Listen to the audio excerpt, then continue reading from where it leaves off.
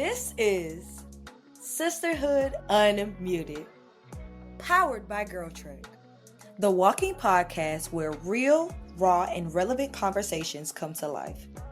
Join Nyra and Tyreen as they explore what it means to grow, evolve, and show up fully in their 20s and 30s.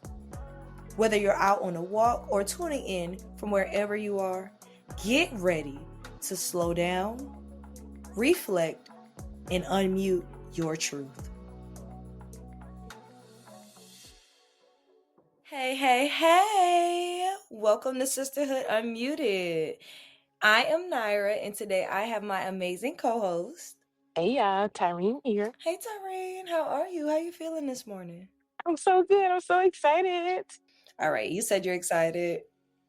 I'm excited too. Tyreen, we can get into it, but I'm going to just go ahead and let you introduce it.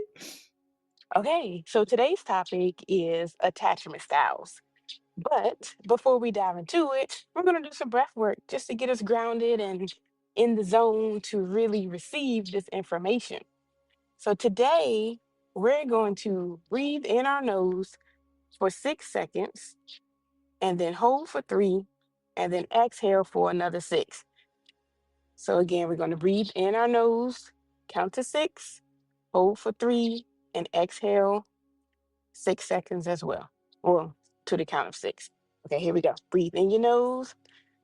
1, 2, 3, 4, 5, 6. We're going to hold. 1, 2, 3, and exhale for 6. 1, 2, 3, 4, 5, 6.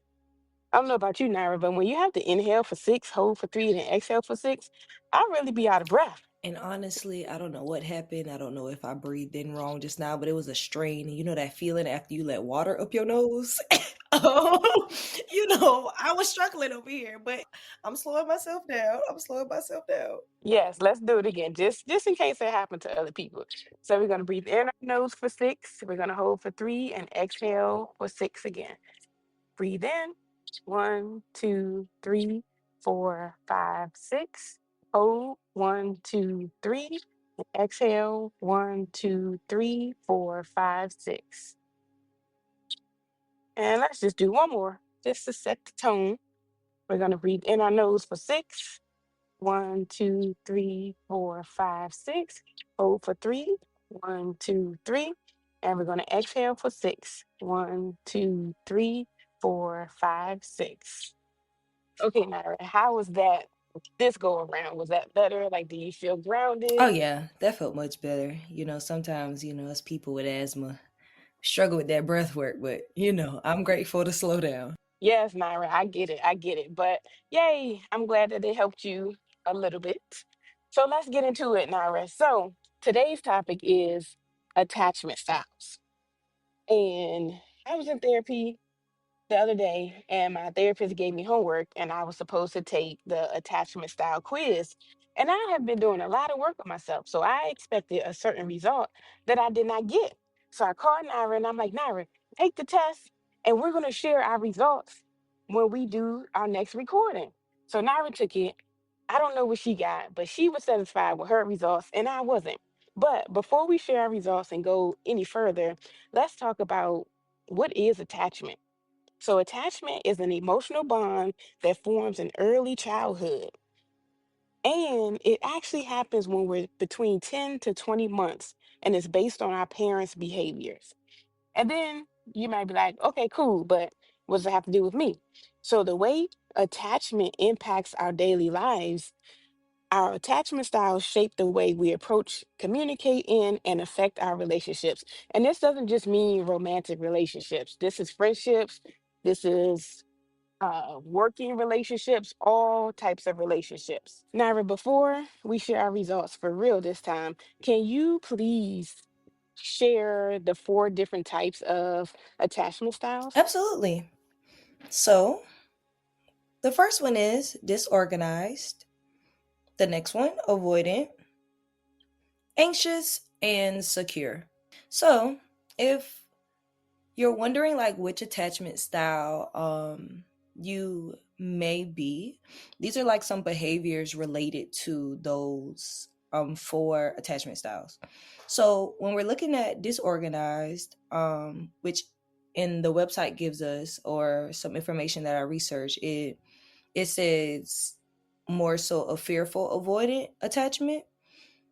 You have unpredictable responses, difficulty trusting, may push others away while craving connection. For avoidant, you may be experiencing behaviors like you avoid emotional expressions and may struggle with vulnerability. This is also can be known as dismissive as well.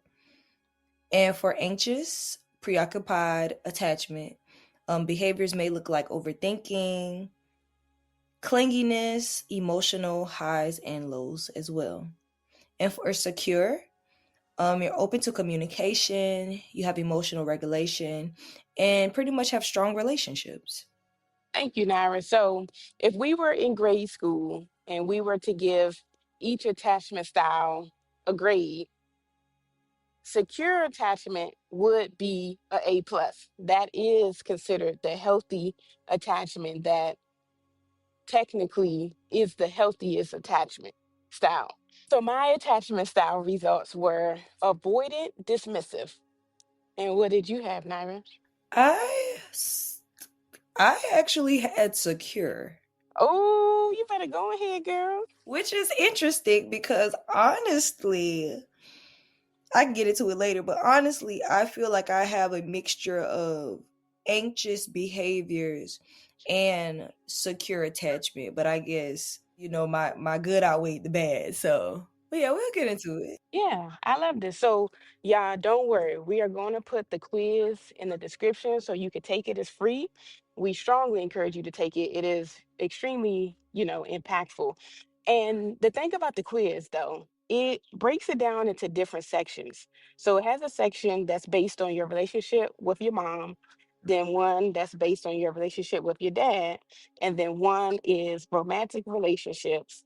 And then, is it a fourth section? It is friendships, like how you view your friendships or your relationship in your friendships, and then the relationship with yourself. Perfect. Thank you. Wow, I missed two important ones. So yeah, so that is how they calculate your overall results. And Naira, for you to have secure, and I always tell you, you're 24, but you're really like beyond that because the fact that you have a secure attachment style is impeccable. Like it is amazing. And I wonder how were you able to or how are you able to have that attachment style? Do you know?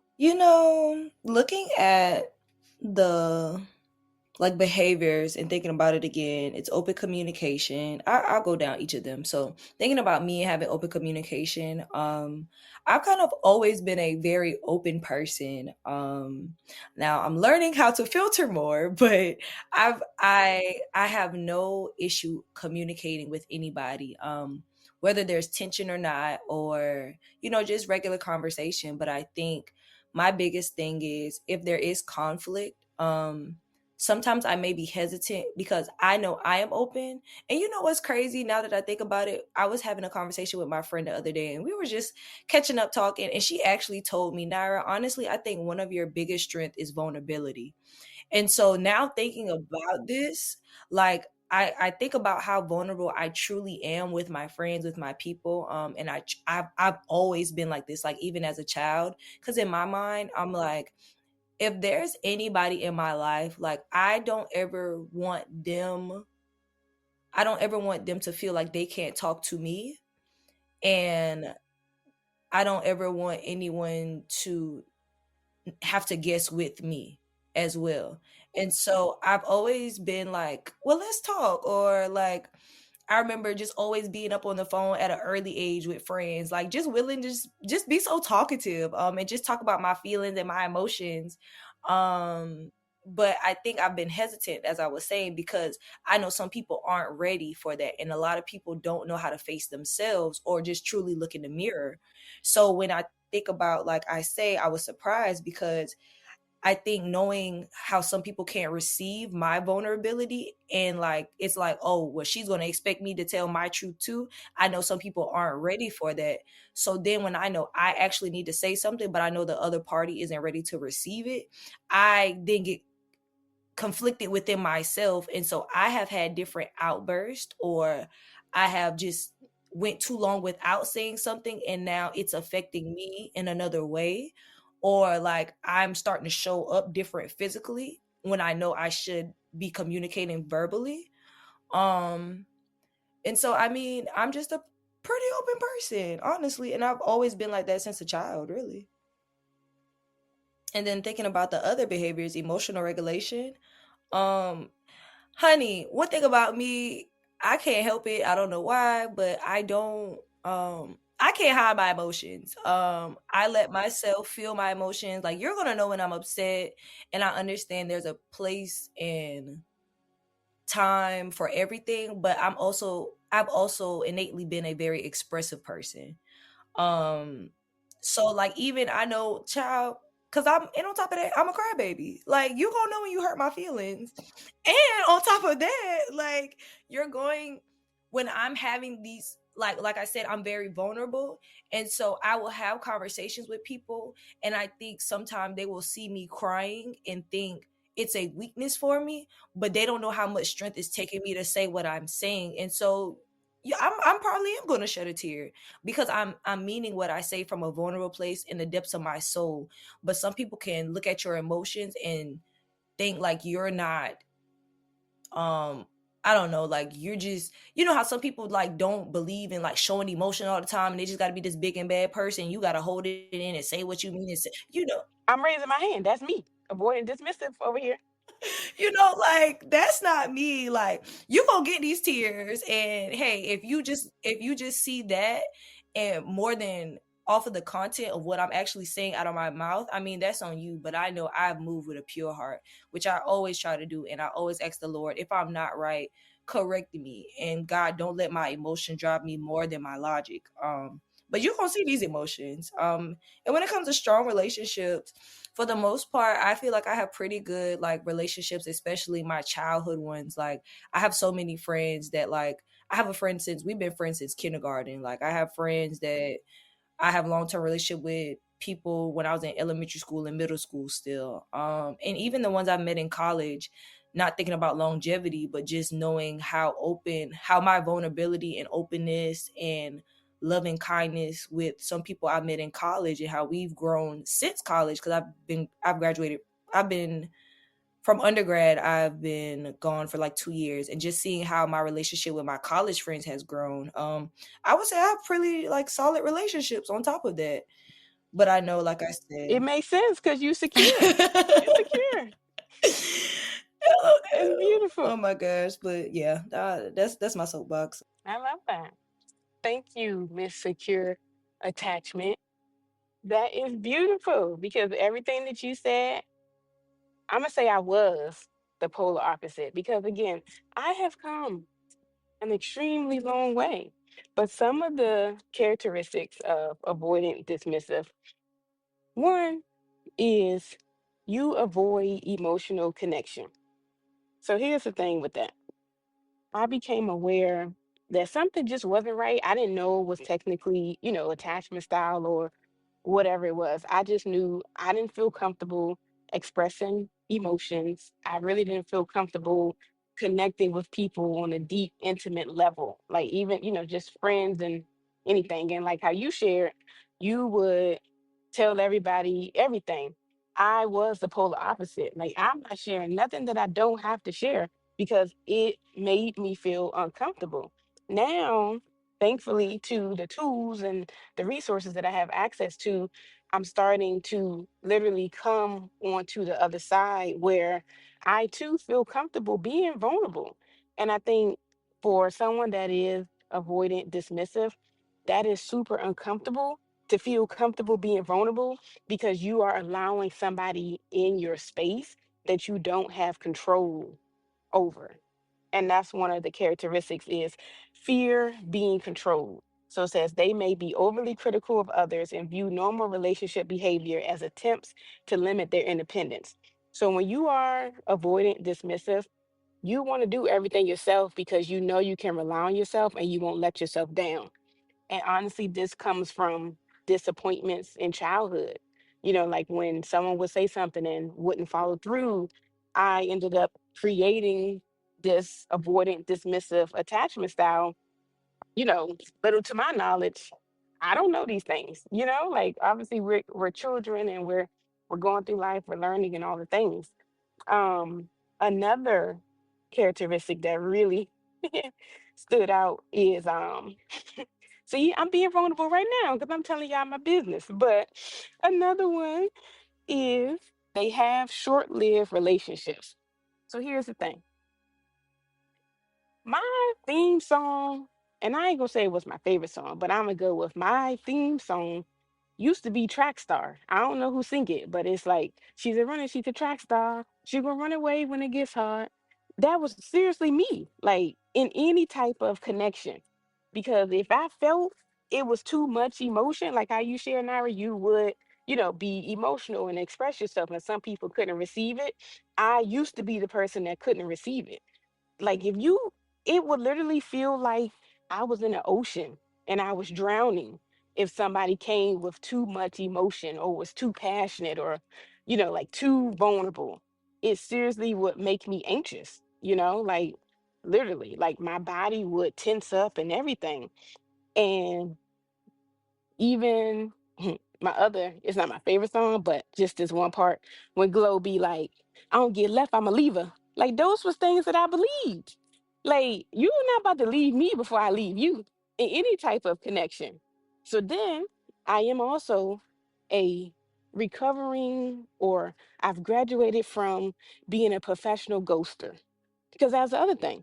But now realizing and looking at what avoidant dismissive attachment is all about, it totally makes sense. Of course, I'm going to ghost you because maybe I feel like this isn't a connection for me anymore, or it's not working, or the friendship has come to an end. But instead of having a conversation like you would do, Naira, and talk to a person, I'm gonna just ghost you because I don't want to. I don't want to hear your reaction.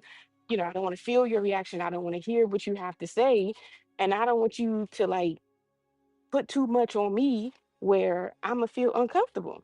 We're a work in progress, man. Because granted, I'll sit in the conversations, but I mean, I knew it didn't feel good. Like, especially if I'm in the wrong. Hmm. Like, because once again, I'm not perfect. And Hmm. knowing like, because I've even been ghosted before, and Here's the thing, like, because we talked the other day, and yes, you've been ghosted before, and you also have ghosted before.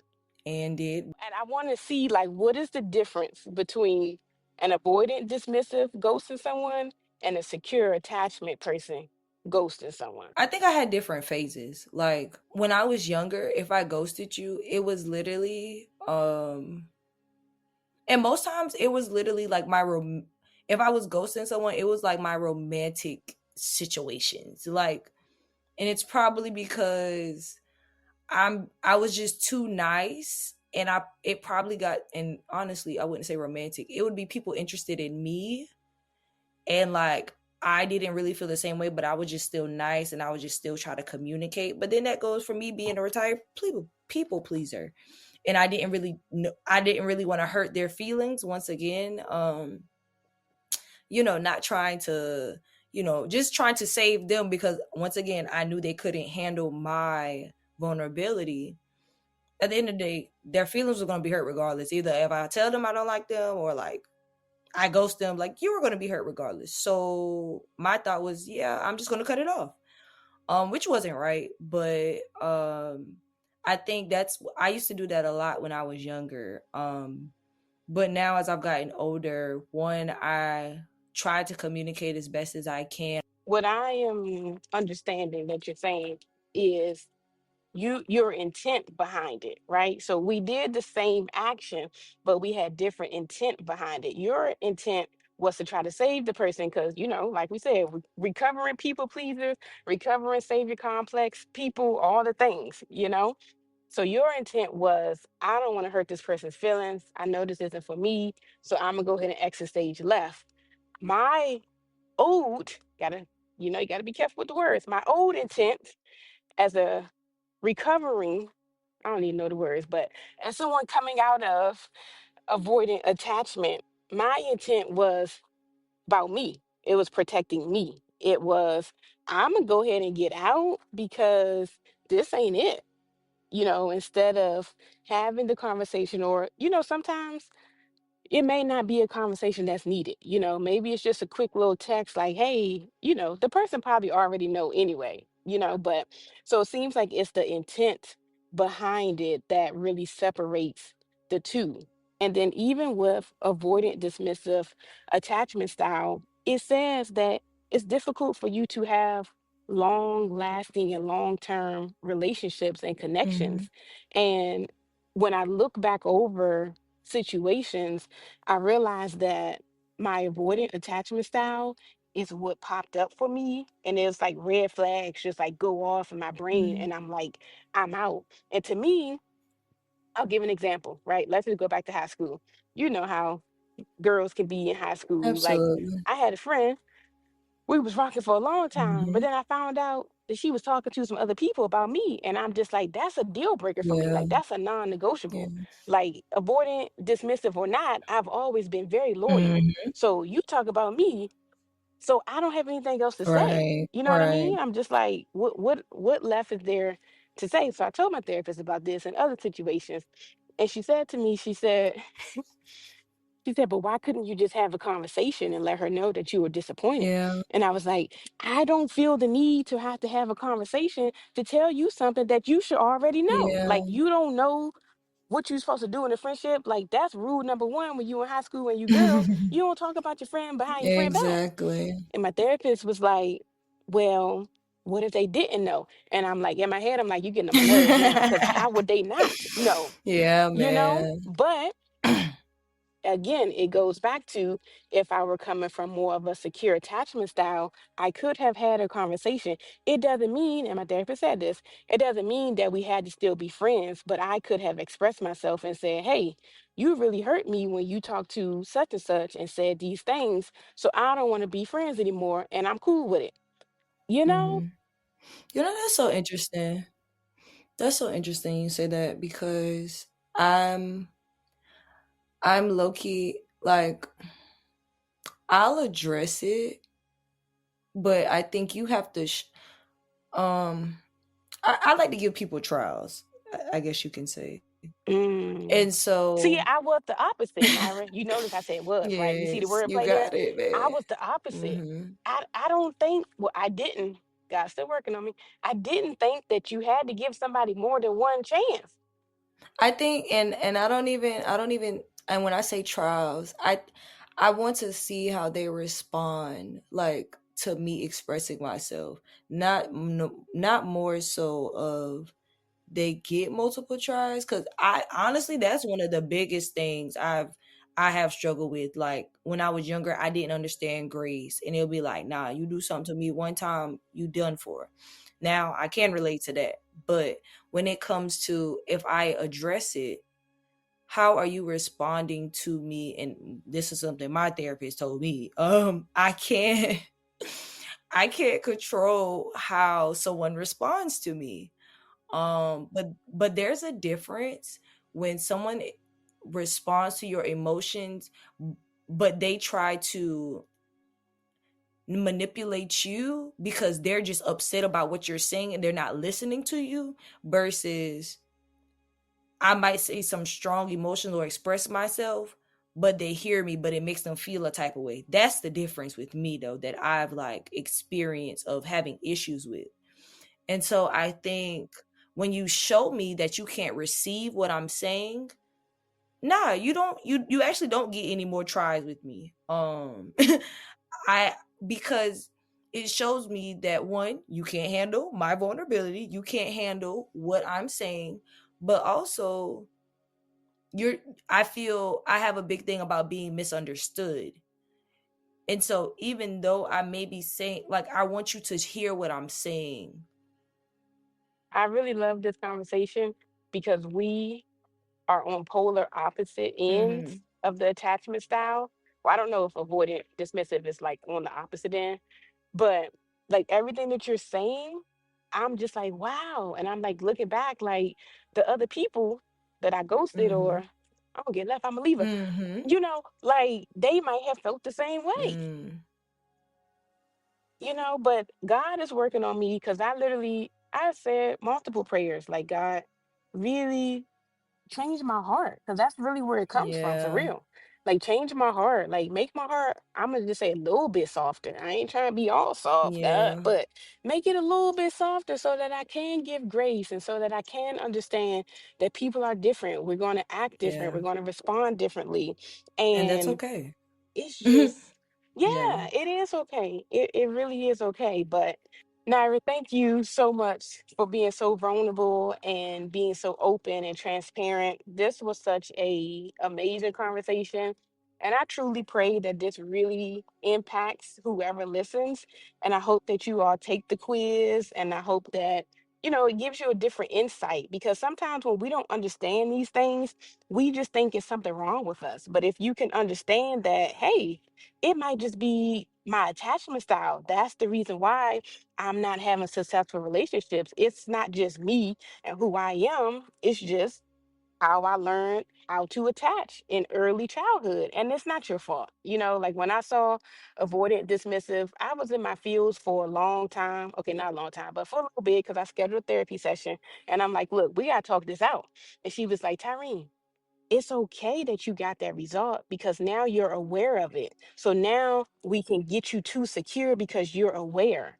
And I think that's another whole different topic. It's just being aware of things that are hindering us. So, me, first thing I'm like, well, how can I become secure? And then she's like, okay, look up secure attachment style and look at the characteristics and the traits and start to, change some things. And I think sometimes when we don't know that it's other things that are hindering us, we just put the blame all on ourselves, and we're just like, oh, it's me, like I'm the problem and it's something wrong with me, but it's not. It might just be your attachment style, and it may just be something that happened to you in childhood, or how you received love in childhood, or how you attached in childhood, and now this is your result. So it's okay. Like if you do get a result that's not secure, like the boom bam Nyra, don't worry. Just start to make changes to get to the secure attachment style. And it says on their website that over 32% of US adults suffer from an attachment disturbance, which means we're not the only ones, y'all. If you're not currently securely attached, it's okay. Just become aware of it. Talk to your therapist if you have one. Start researching how you can become more secure in your attachment styles, and we're going to be just fine. So, Naira, what's your takeaway from today's episode? Like, how are you feeling? Anything you want to leave with the people? Um, I'm feeling good. I'm grateful to hear your vulnerability and just you being able to share more about your journey and your attachment style and how it has shown up in your life. So But you see, I'm working right exactly, now. you You work. see, You you know, we see. be talking about our Okay, cool. therapy appointments, and hey, Okay, you got to put in the uh, work to get the results. That's listen. all I'm saying. For conclusion, for all of this, I would say, if you're putting in the work, to be a better you, healing is not linear. It's ups, it's downs, it's all the way around. You one day you're good, one day you're not, but what matters is that you put in the work, and there is grace for you. And while you're also in the journey, we must remember to always extend grace as well, no matter how difficult things can be. And my biggest thing in this season is things are better when people talk. And so knowing that if you need to have those hard conversations, have them, set them up, let people know, like, this is what you need. And if hey, maybe they don't have to respond to you, but make sure that you check yourself to make sure that you're not having conversations to get validation from people. If is that what you need? But knowing with yourself and being okay with, like, you're growing and you're learning, and we can only take it one day at a time. So grace is for all of Mm. us, and we're all healing. So Just keeping that in mind. Amen. Amen, amen. But let's get into these conscious questions before we end today. So the first one is, what boundaries do I need to feel safe and respected? The next one is, do I feel safe expressing my needs and emotions to others? And last, what role did my caregivers play in shaping how I connect with others? So these are some things to just ponder on, and just think about doing the work in your attachment styles if that's what you're looking into. And hey, sometimes people aren't ready. So knowing that you have this resource, this conversation to come back to whenever you are ready, to kind of start doing that mirror work and focusing on becoming a better you in totality.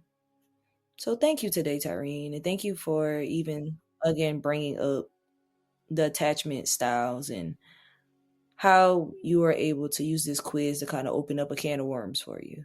Girl, the can is deep, but yes, you're so welcome, Nyra. No, thank you. I appreciate you always. We hope that you all have a fabulous day, a fabulous week. And again, we really hope that this really touched you in a positive way. And don't be too hard on yourself, like Nyra said. We'll see y'all next time. See ya. If you are ready for more, don't stop here. The rest of season 1 of Sisterhood Unmuted is waiting for you inside the Underground app. That's where you'll find the next 7 episodes, connect directly with your host, and join other women who are having real, raw, and relevant conversations. Download the app using the link in the description. Come walk with us.